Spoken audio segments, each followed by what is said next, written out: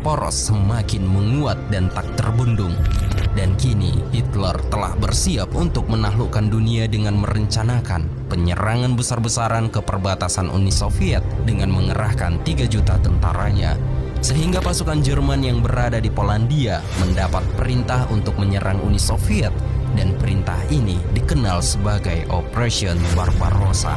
Dan inilah kisah kelam sejarah Perang Dunia Kedua.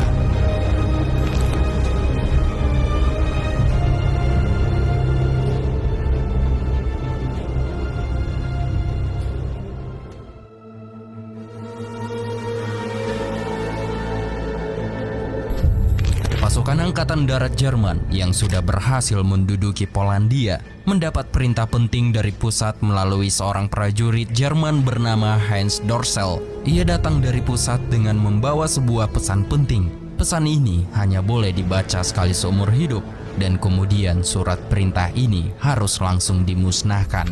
Ternyata pesan itu berisi perintah penyerangan besar-besaran ke Uni Soviet. Penyerangan ini akan menjadi invasi terbesar dalam sejarah manusia, dan penyerangan ini dikenal sebagai Operation Barbarossa.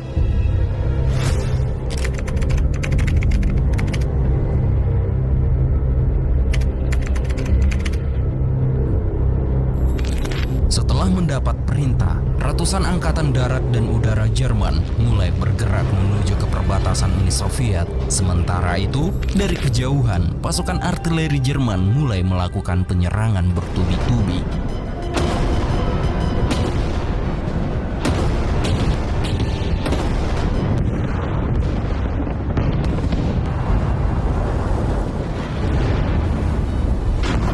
Tentara Merah Soviet yang berada di garis depan tak menduga bahwa guncangan dan ledakan itu berasal dari serangan pasukan Jerman. Проснулись, мы думали, что дождь идет, гроза. Вот так вышли. Ребята, это не гроза, это война. News has suddenly burst from Europe that Germany has declared war on Russia.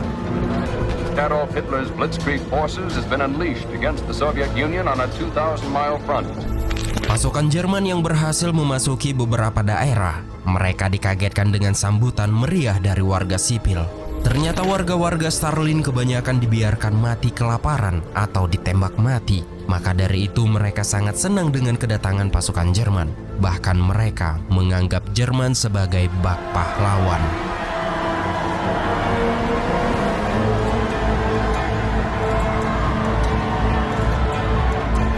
Dari pengakuan seorang prajurit Angkatan Darat Jerman bernama Bernhard Bertzler, ia mengatakan bahwa dalam situasi perang ini mereka diperintahkan untuk memusnahkan orang-orang Stalin.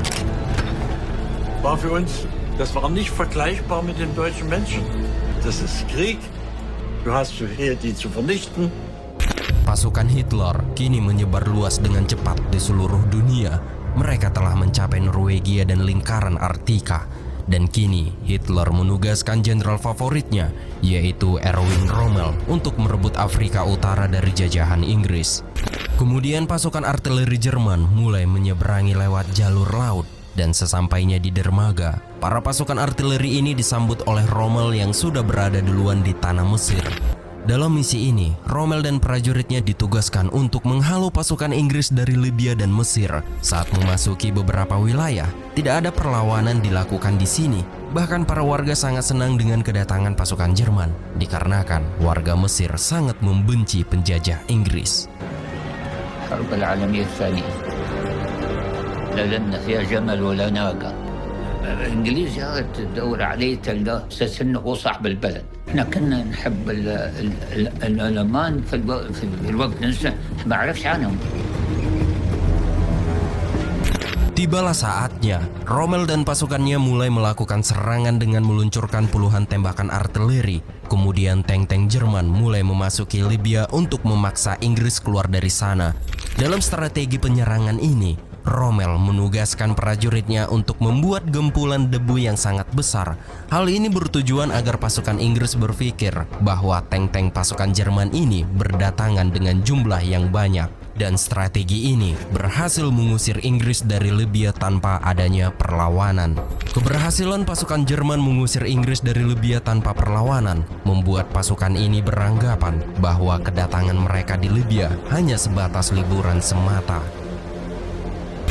Sementara itu, di Eropa, pasukan Nazi semakin dalam memasuki wilayah timur. Mereka berhasil menyerbu Kiev, dan kini Hitler berhasil menguasai ibu kota Ukraina dan akan memasuki Leningrad. Wir stehen 1000 Kilometer über unsere Grenze. Wir stehen vor Leningrad und wir stehen am Schwarzen Meer. Nazis smashing toward the Russian capital have succeeded in breaking through another point. The news from Russia continues to be grave. The position around Kiev is critical. Pasukan Hitler yang sudah mendekati Moskow membuat Hitler beranggapan bahwa pasukannya dengan mudah memenangkan pertempuran ini, sehingga Hitler sudah merencanakan pawai kemenangannya.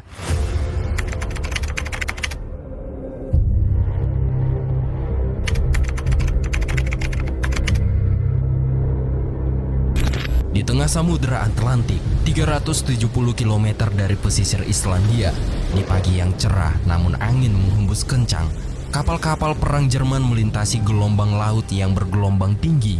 Mereka telah menerima dari intelijen bahwa konvoi pasukan Inggris akan melintas di daerah itu dalam beberapa jam ke depan. Kesiapan pasukan Jerman segera dilakukan. Kapal-kapal perang diposisikan dengan hati-hati, menunggu saat yang tepat untuk bertindak. Kapten kapal perang Jerman memantau situasi dengan cermat, dan pada siang harinya mereka melihat konvoi pasukan Inggris. Namun di sini pasukan Jerman tidak langsung melakukan serangan. Mereka masih mengikuti konvoi itu. Dan saat malam tiba, barulah kapal selam pasukan Jerman melakukan serangan, sehingga terciptalah lautan api.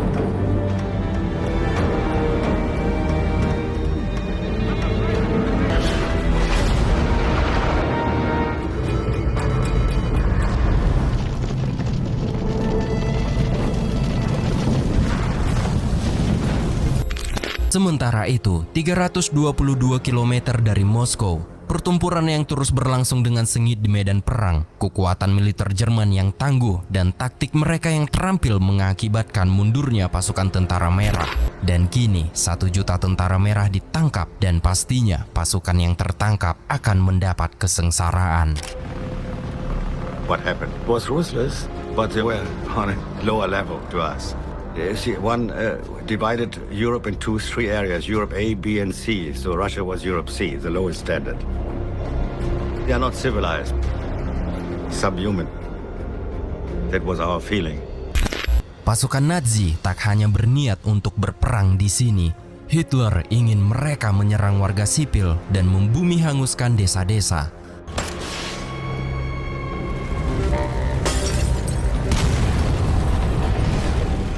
Had to burn people's houses, one house after the other. So they gave the order, pour out gas and spread some straw and set them afire.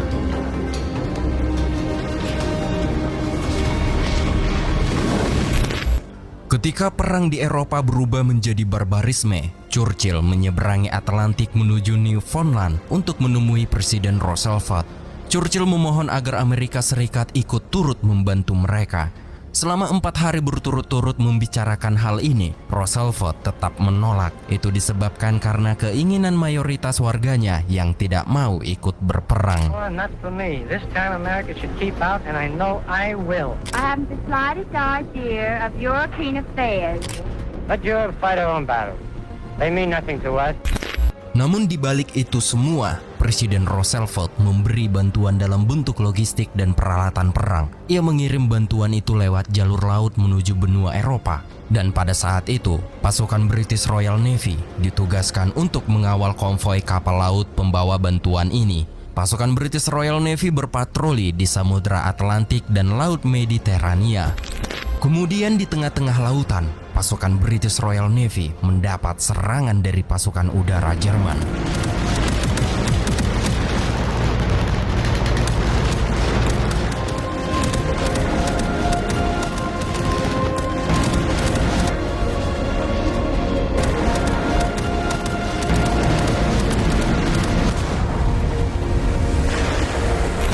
Pasukan British Royal Navy berhasil menghentikan serangan udara Jerman. Mereka beranggapan bahwa tak ada lagi yang berani menyerang mereka. Apalagi situasi lautan tak ada menampakkan tanda-tanda keberadaan pasukan laut Jerman.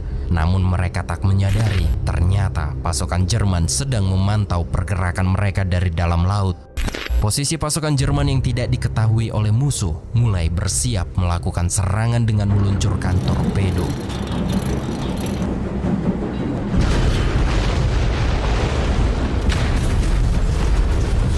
The first torpedo struck, and I thought, nothing to worry about. The second one hit, and then the third and the fourth. Then I really knew we were in trouble.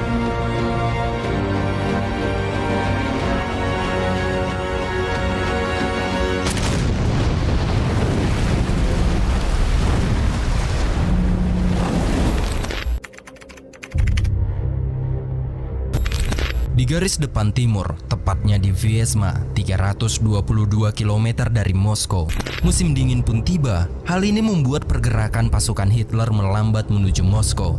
Jalan yang berlumpur membuat kendaraan berat dan truk berisi logistik mereka kesusahan lewat. Terpaksa para pasukan bergotong royong untuk membuka jalan dan untuk mengurangi beban di perjalanan. Salah satu komandan Jerman pun memerintahkan beberapa pasukannya untuk mengeksekusi mati para tawanan prajurit Rusia. Di saat peristiwa itu terjadi, dua prajurit Jerman bernama Wolfgang Horn dan Heinz Dorsel menjadi saksi mata atas pembantaian itu. He ordered the shooting of Russian prisoners. I heard the lieutenant calling, "This one too," and then a shot.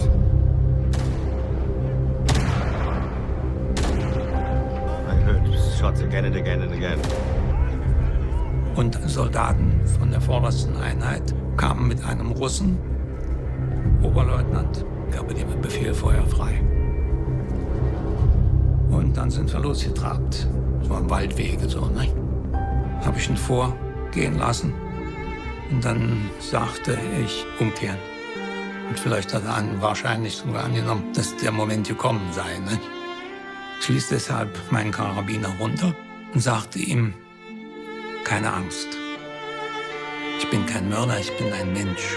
Er ging einen Schritt auf mich zu, streckte mir die Hand hin und sagte Danke. Mirti. Dann war er weg. Setelah pembantaian terhadap tawanan perang, tentara Jerman kini terlibat dalam eksekusi massal para warga sipil. Lebih dari 1 juta kaum Yahudi dan kaum lainnya dieksekusi mati.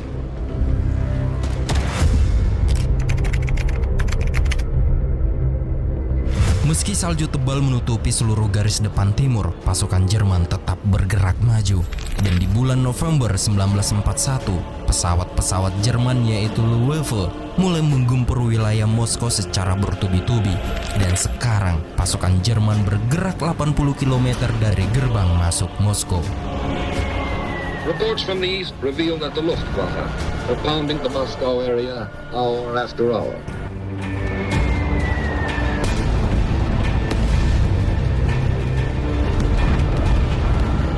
The raids are the heaviest yet carried out against the Soviet capital. Di sisi lain, Stalin mulai menyatakan menyerang balik pasukan Jerman. Barulah balasan dari Tentara Merah dimulai dan Perang Dunia Kedua ini semakin memanas.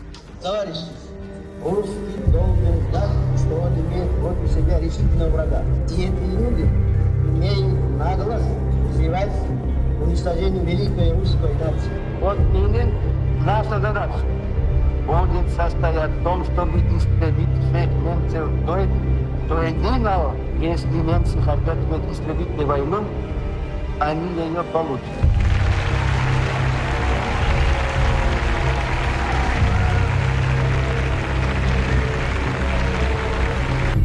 Sementara itu di belahan dunia lain, penyerbuan pasukan Jepang semakin meluas. Mereka menyerbu Korea, kemudian memasuki China, Malaysia, dan Filipina dengan tujuan untuk menguasai seluruh Asia. Namun dalam pergerakan mereka untuk menguasai seluruh Asia, mereka sadar ada satu hal yang bisa menghentikan pergerakan mereka, yaitu Angkatan Laut Amerika. Selama berbulan-bulan Amerika berdebat perihal ikut perang, Jepang memanfaatkan situasi itu untuk mengamati kelemahan Amerika. Namun mereka belum juga mengetahui kelemahannya, maka dari itu pemimpin Jepang, Kaisar Hirohito, memutuskan untuk melakukan serangan kejutan dan menghancurkan armada Amerika di Pearl Harbor.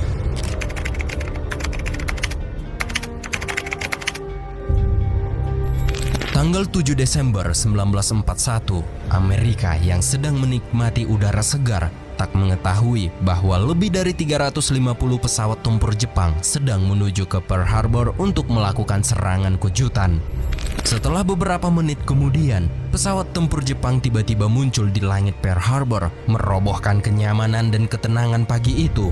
Dalam waktu yang sangat singkat, serangan yang terorganisir dengan baik menghancurkan dan melumpuhkan sebagian besar armada laut Amerika yang berada di pelabuhan.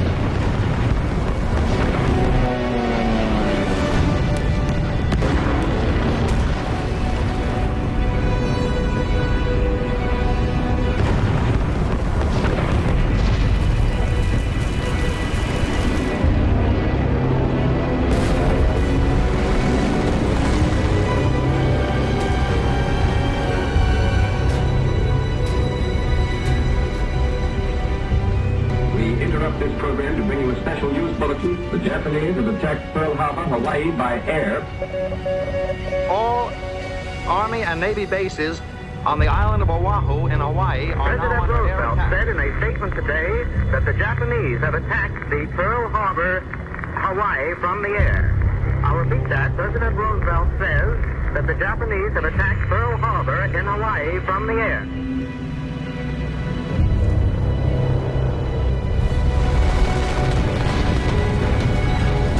Dalam serangan kejutan ini, Jepang berhasil menenggelamkan 5 kapal perang dan 3 kapal destroyer Amerika dan juga menewaskan 2.000 prajurit Amerika di Pearl Harbor.